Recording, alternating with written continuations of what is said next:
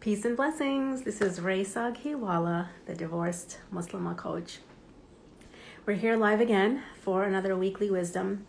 And today's topic is all about divorce and it being the surface wound. What does this mean? Divorce being a surface wound. So I'm going to get really into that because this has been my own journey as well. And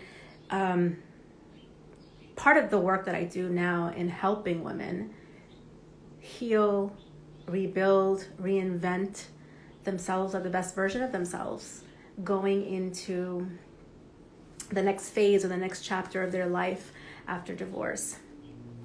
Let's start with divorce being a breakup of a marriage, a breakup of a way of life, a breakup of a relationship, of a family even.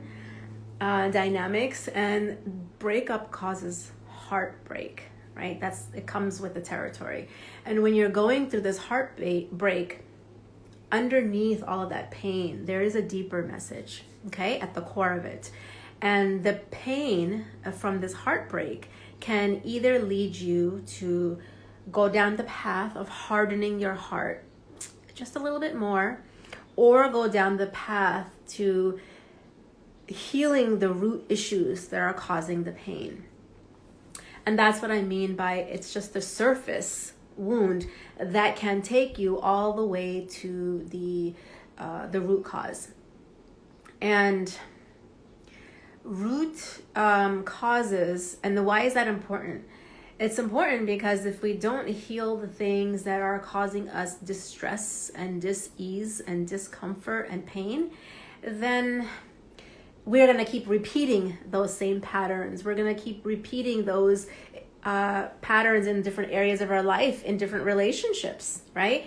Because it's the same you in that same state, just a little bit more hardened now, that is going to be interacting and approaching everything and everyone in your life from that same person.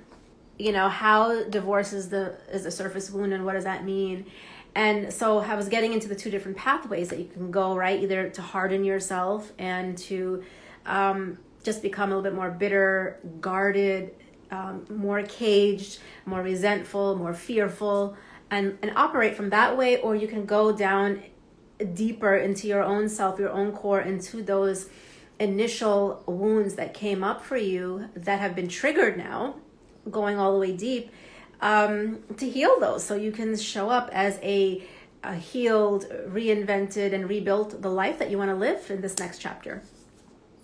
So, okay, that is if you want to, right? Because this can feel like it's too painful, and most people would rather just escape from the pain and not deal with it, avoid it, distract ourselves, numb ourselves, right, to deal with it. And you can live that way, but it damages you, right? Because on the surface, everything looks great, right? On the Instagram pictures and the stories and all that. But what's happening deep down inside in your core, you have to live with that every single day. So this is a choice in which direction you choose to go. Either way, there's going to be pain, okay? Either way, you're going to have to go through the pain, and you can choose whether you want to go through the pain to come out the other side in this newer, higher version of yourself, or you want to go through the pain and suffering.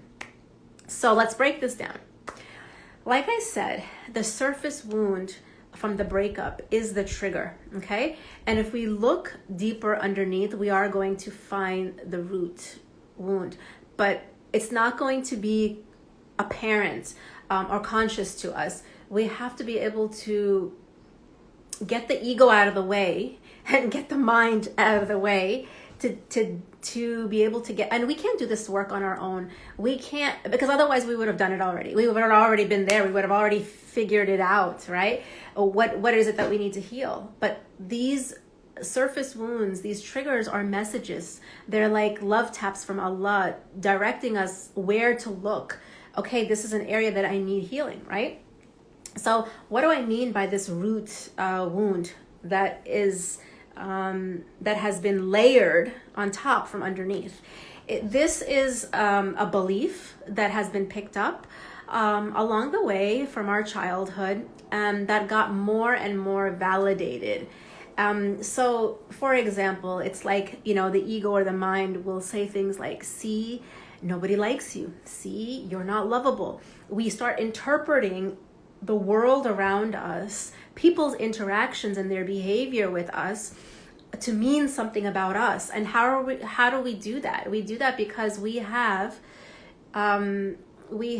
experiences that have been stored in our subconscious. We have the feelings that came up when we had that initial heart, that hurt, or that that abandonment, or that rejection, or that separation, and the fears and the negative self-beliefs that get picked up in childhood. Because let's face it, this is a immature way to think, right? When a child, people and children will always, well, children are people, right? will always look at the outside and interpret what's happening on the outside with people interacting with you, circumstances and situations, to mean something about the self. And then they get stored, and those beliefs get stored. And as you go through life, the mind pulls these things out from the subconscious to reinforce. It will find proof to say, oh, you see, you're just not lovable enough. You see, like, you're just not pretty enough. You see, you're just not successful enough. So these negative beliefs are actually beliefs that's like a self-attack. It's an attack on the self, right? And I've gone through this journey myself, and now I support women going through this journey for themselves. And when I was going through my healing process, and the healing just means coming back to our fitra, coming back to our natural state, coming back to connection with ourself and Allah. And that's a lifelong thing, right? Because this road back to the final destination, which is Jannah, back to our original home, can only be successfully traveled if we're traveling it with Allah. So, when I was going through this after my divorce, all of these things started to come up.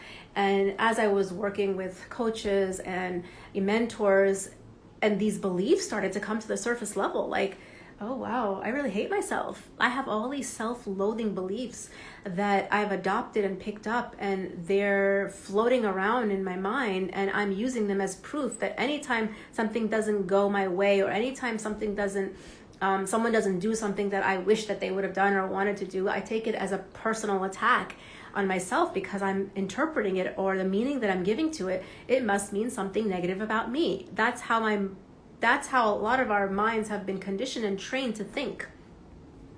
However, that is not who we really are, okay? And so I'll get into that in a moment. So staying in these stuck, conditioned thinking patterns, and then behavior patterns, right? Because when we think negative about ourselves, when we think ill of ourselves, when we attack ourselves in how we think about ourselves, how we view of ourselves, that hurts us. That's what causes us the pain, right? Forget about like what other people are saying or doing. It's how we look at ourselves and treat and value and think about ourselves that causes the pain.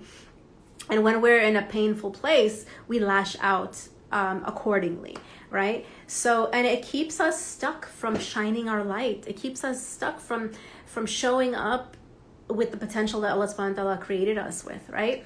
And being able to be our true, authentic self. It's not who we really are. So what does that really mean? Like, how do you know who you really are? Well, first of all, we have to understand, thank you for the hearts. We have to understand that, and I learned this from my coach, Rosalind Batul, that the body and the mind are earthly. The soul is spiritual. It's divinely embedded into the body, okay? So the soul is connected to Allah, and the soul yearns to be connected with Allah, right? Verily, in the remembrance of Allah do hearts find rest. We know that from the Quran. And so the soul will be driving you one place, but your mind and your body will, from its conditioning, will be driving you another place, to dunya, to what's going on in this world. But the soul just wants to be free, and the soul just wants to, experience what it wants to experience. And we are the ones who limit ourselves. We are the ones who squash our okay. Another way to connect to your soul is to trust your intuition. We haven't been taught how to trust our intuition. We don't know how to trust ourselves. We doubt ourselves all the time. And so when we can't do that, we are disconnected from ourselves. And by default, when we are disconnected to ourselves, we are also disconnected to Allah at the same time. Okay? Yeah, it is very powerful, right? So our true authentic self is our fitra soul, is the soul that Allah subhanahu wa ta'ala created and embedded into our bodies in our mother's womb. That's who we really are. So when we come onto this earth, we come perfectly imperfect, right? And you know how children are so pure, so joyous. They don't hold grudges. They keep falling and getting up and falling and getting up. That's our true nature. But as we go through life and we experience, like I said, those hurts and pains and disappointments and letdowns and rejections and abandonments that we experience in life, right? Because this is the dunya. So when that happens, we build a story, and we build a story in our subconscious mind because our brain is there to protect us. So our ego is thinking, wait a minute, this happened before, this can happen again. I'm not going to allow myself to be hurt in that way again. And that's the mind, and the body is just driving you to protect yourself, to survive in this world. It is very attached to this world, where our soul is attached to where it came from Jannah, right? And so there's this constant struggle between the ego or the nafs and the soul, right? The spiritual self, which is who we really are. When you say, who am I? You have to connect that to your soul, not to what your brain knows, what your mind is telling you. So, getting back to that, right? I want to relate this to why is this the surface wound? Because our parents and our children and our partners are the ones that are going to trigger within us the initial childhood wound, meaning that we are all living according to the patterns that, our lived experiences, they shape who we are. So we live according to that and we react according to that. And we're just living those patterns until we become awakened and we become more conscious to really understand and know, what is it I'm doing? Why am I doing it? Who am I? Where did I come from? Where am I going? How am I going to get there? And these are not questions that people ask themselves on a normal basis, on a regular day-to-day basis. We're just living the life, right? Going in autopilot. So how they're connected is these people, these people, your partner, your spouse, and your parents are going to trigger within you feelings with interactions with each other. And these feelings are signals, okay? And if we take these feelings and these signals that Allah is sending us on where we need to heal, and we take it outwards, we project it outwards, it's not going to help us. It's going to take us away from the healing, because when we look outside, we start to blame and we don't take responsibility and accountability for our own life, our own choices. And it's not even about blaming the self, because in my work I see a lot that we are riddled with self-blame and riddled with being harsh on ourselves, with not being able to forgive ourselves and let go and give ourselves the mercy that Allah gives us when we reach out to Allah. So the key point here is the feelings are telling you something. That's the indicator. That's the message. And uncovering where the feelings are pointing to in that direction is going to be more helpful for you. Because if you're feeling something, you can't project your feeling onto someone else, even though they may have done something that has brought up these feelings, because you own your feelings, right? And you can't blame someone for what you feel. And blame is not a helpful emotion in the first place, because it does nothing for you. It takes your power away. So, on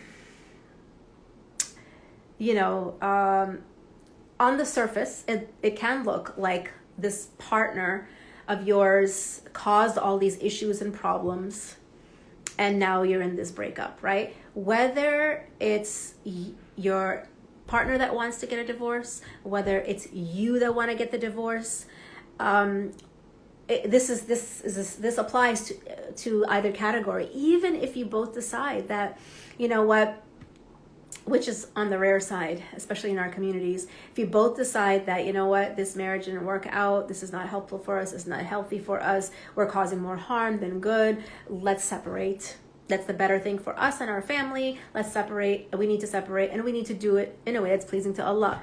That it can happen, but I don't want to say it doesn't happen. It does happen. It's very rare, but those are usually conscious and woke people who are taking accountability and responsibility for how they show up, because it's possible. However, is that there will still be disappointments from the relationship. There will still be grief and loss that you experience from the loss of that marriage, in terms of the hopes and the dreams that you had around that relationship that is no longer that has ended, right? So it's not even like mourning the loss of the marriage or the relationships, it's the hopes and the dreams that were attached to that. When you're processing through that grief and that loss, there's emotions that come up, right? And when emotions come up, again, remember I said that feelings are going to point you in the direction that you need to look at in order to hear the message Allah is sending you to where you need to heal. And so these triggers, like I said, with your parents, your partner, and your children, they originate from our childhood, and they're just going to bring to light where you need to do your healing and your work. And that can only be done when you look inward, not outward, number one, because it's not the person or the circumstance or the situation that causes your feelings.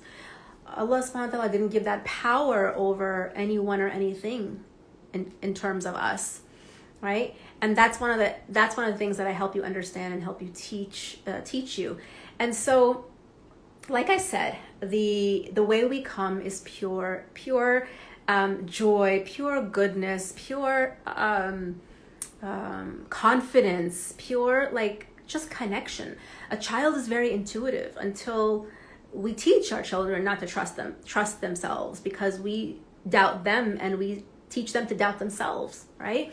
This is learned behavior. We don't come that way. And so the journey really is all about coming back to our true original self. And as I mentioned before, that is your soul. That's not you, your personality, your body, your mind, your brain. That's your soul, right? Which is a spiritual entity having a spiritual experience. And so the thing is, when coming back to our fitra means that we're coming back to connection with ourself and Allah. They go hand in hand, because in those moments when the feelings come up, that takes us away. That disconnects us in those moments of the emotion, of the heightened emotions. We get disconnected from ourselves, our body, and Allah in those moments. So we can feel fearful, we can feel insecure, we can, and then when those cyclical stuck thinking patterns creep in, it just reinforces. That means something bad about you. That means something negative about you. And then the self-loathing starts, right? So as I said, the trigger, it takes us back to the original fear, the hurt, the disappointment, the abandonment, the rejection, or the betrayal that you experience. And then you start living from that space in your life with your ego pulling out proof, right, from your subconscious mind, so you can cope. And alhamdulillah for coping mechanisms, right? Because if we didn't have them, how would we survive? And again, like I said, our body, our mind, and our brain is just trying to get us to survive in the dunya, on this earth, right? And so it tells you, okay, stay away. Don't allow yourself to be open. Don't use your voice. Squash your voice, suppress your voice. Don't speak up. Don't do what you want to do. And I, in my teachings and trainings, I call this conforming and performing. Okay, so you need to adjust yourself. You need to minimize yourself. You need to dim yourself because it's not safe to expose your true soul, right? And so we learn this in childhood and we carry this all the way into our adulthood. And it's just a matter of coming back home. It's just a matter of coming back home to connection to Allah and to ourselves, and being in that space of our fitra, right? And there is a process to this. It's a journey, right? And this is where I take women in my programs to connect back to themselves physiologically, psychologically, spiritually, and mentally, to feel safe again in your own shoes, in your own space, with yourself, right? And this is not like a turn on, turn off type of thing. This is a lifelong journey, because as things in our childhood disconnect us from ourselves and Allah, we're just coming back home. We're just reconnecting. We're just connecting back to our soul and to the owner of our soul, right? And I've worked with women who have been on the just dead. I'm talking about numb, spiritually, emotionally dead, walking around like a zombie through the huge traumas that they've experienced in their life, and they're spiritually and emotionally dead, but their body is still, operating, functioning through all the physical systems that we have. And I was talking to her yesterday, and she was telling me how she went from that to a 4.5, because I asked her to rate. Well, how do you compare from where we started to where you were then and where you are now? And it's been like 9 months. And that's what I mean. This is a journey. And the journey requires patience with yourself, with the process, and perseverance, right? Like not giving up hope, because that's what we get when we connect back to Allah. We get hope. And we were talking about just even being at a 4.5 from being, what she said, her words were, I was at a negative when I asked her to rate from 1 to 10. How do you feel? Because she was talking about, I just want to have peace. I said, how would you rate your peace, your state of mind and your state of peace now? And she said, I would rate it at a 4.5. I said, where were you before? She said, I was in the negative. So peace is our natural state. We come in the state of peace when we enter into this world through our mother's wombs. And there are certain things that disconnect us from our state of peace, our natural fitra state of peace, right? And I was talking to another woman who is in another one of my programs, and she was telling me about like how almost a year ago she was suicidal, and she just could not get up off the couch, and she had 3 children, and she was going through a divorce, and now she's like functioning. She's starting to uncover a lot of her codependency patterns. She is starting to uncover the self-loathing that's happening, and really questioning the beliefs that she's been operating by, and challenging them. Where did she get these beliefs from? Is it true? And who says, right? All of this work that requires a level of consciousness, and with a higher level of consciousness, we get a higher level of taqwa. And with a higher level of taqwa, we get a higher level of tawakkul, which is something that I teach, which is a model that I teach in my program as well. So this is a process and a journey. And if you're struggling in this, and feeling that immense pain and struggle, regardless of whether you wanted to get divorced and you initiated it, or you didn't, or you both decided, you're still going to feel a pain from the grief and the loss. And the pain is sending you messages. If you want to unpack and understand what the messages are that Allah subhanahu wa ta'ala is sending you particular, because we each get sent our own messages, right? I can help you with that. I can help you understand who you really are. I can help you understand how you're experiencing your life moment to moment, as a spiritual experience.